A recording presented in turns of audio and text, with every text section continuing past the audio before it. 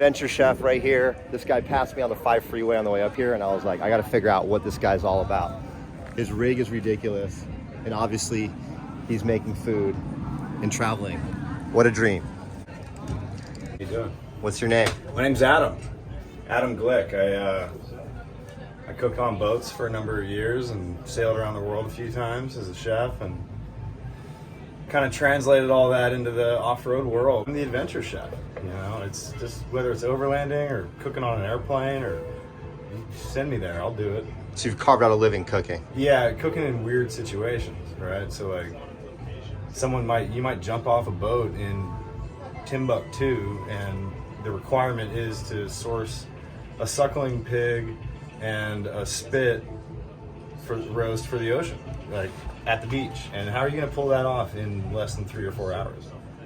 So not only did I pull that off, but found, sourced all that stuff in a random location, got the fire going on the beach, and then the high-end client comes rolling up in their beautiful boat and has a suckling pig by the end of the day. And it's an environment like that that sort of forces you into becoming an adventure chef, I would say. Show me your kitchen. Yeah. So we've got basically a full galley that you could ever need here. I make knives with Messermeister. They've got all kinds of beautiful knives. Of course, in this here trailer, you've got the big sink, cabinetry, overhead lighting. This is a Red Arc setup. Basically controls everything you could need, solar power. I always have to ask a chef, show me your spice selection. What do you like to cook with?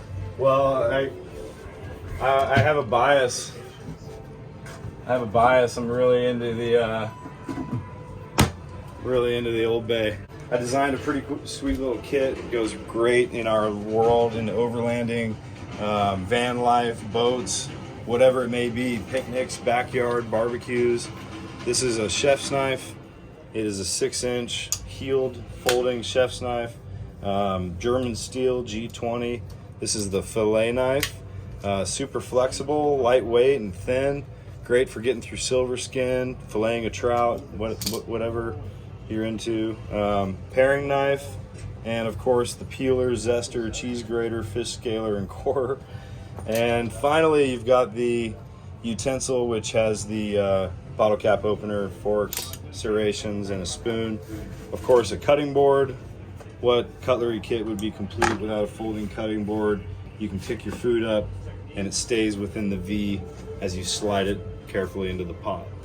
All goes into a padded case, $249, and you can get it at Messermeister.com. Yeah, you got a nice big trailer. This is a 14-foot trailer, and I completely built it out myself to be a kitchen, overhead range, refrigerator, freezer, all the power I could ever ask for, tons of lighting, tons of cutting board space, huge sink, water pump, everything. So again, it all runs off the sun and a Red Arc system, which is pretty awesome. This is a 13.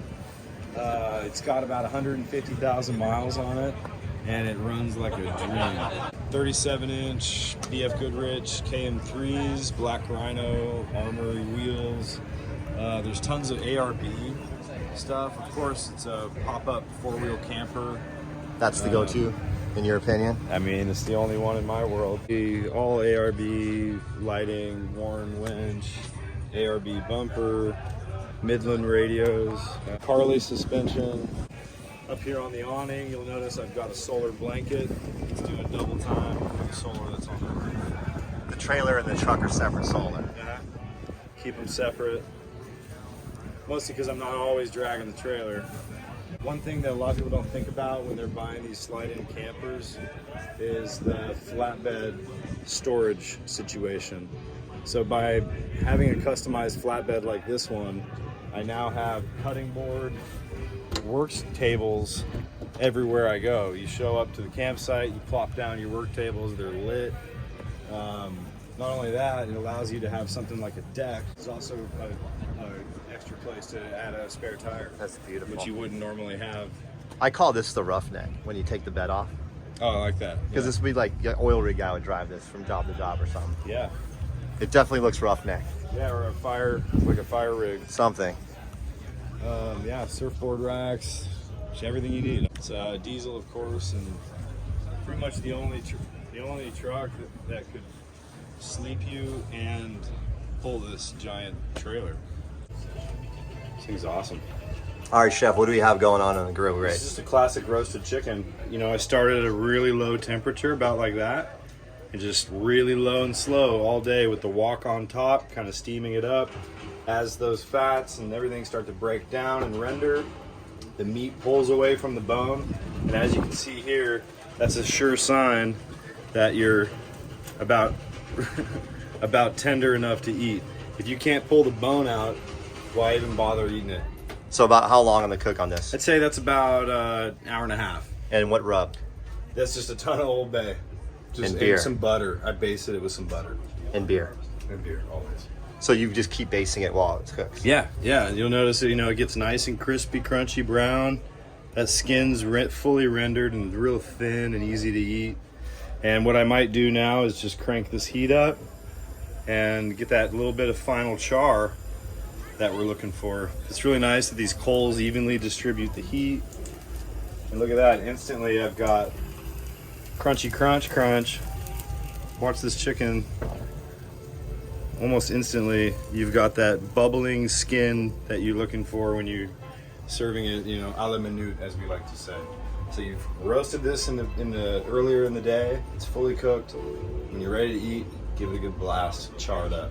So one option there is you could always take some pellets. These are just standard pellets for any pellet grill. And those are going to start to burn off. Watch, if you turn that off, now that's all hickory.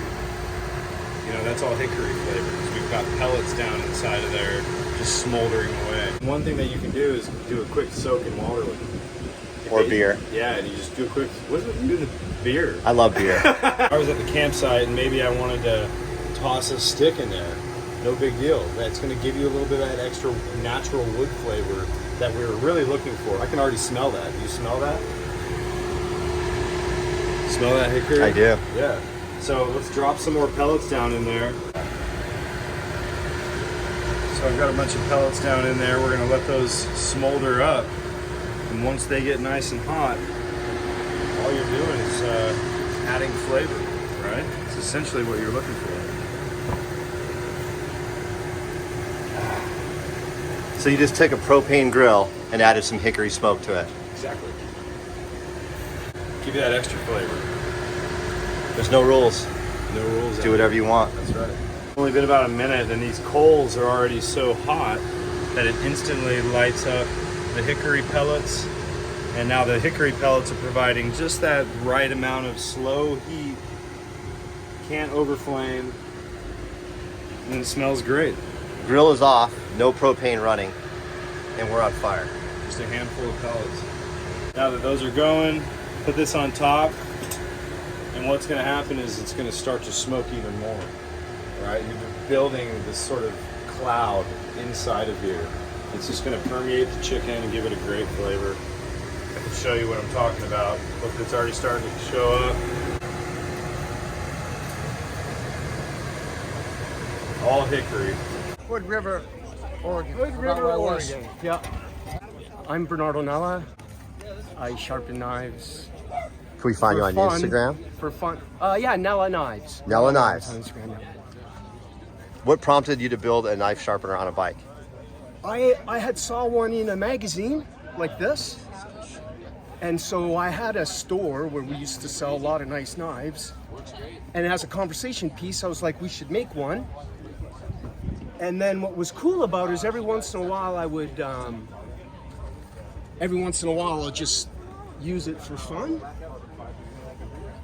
But because I can control the speed of the stone and the pressure on the knife, I'm always impressed with, you can do a decent job on this thing. Move this chain. You're going to sharpen knives with a bike. And then I put this chain that goes from here to this, which drives the stone.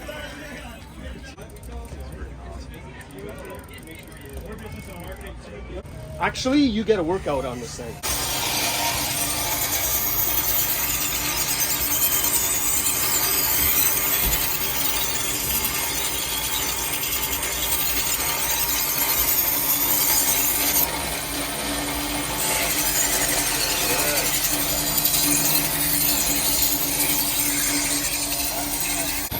wire burr will show up, and then as soon as the wire burr shows up, you're done.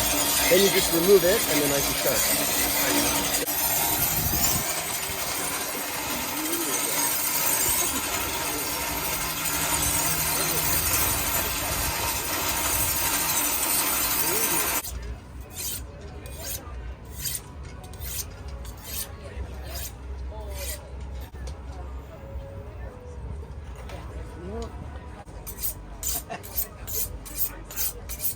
Who taught you how to sharpen knives?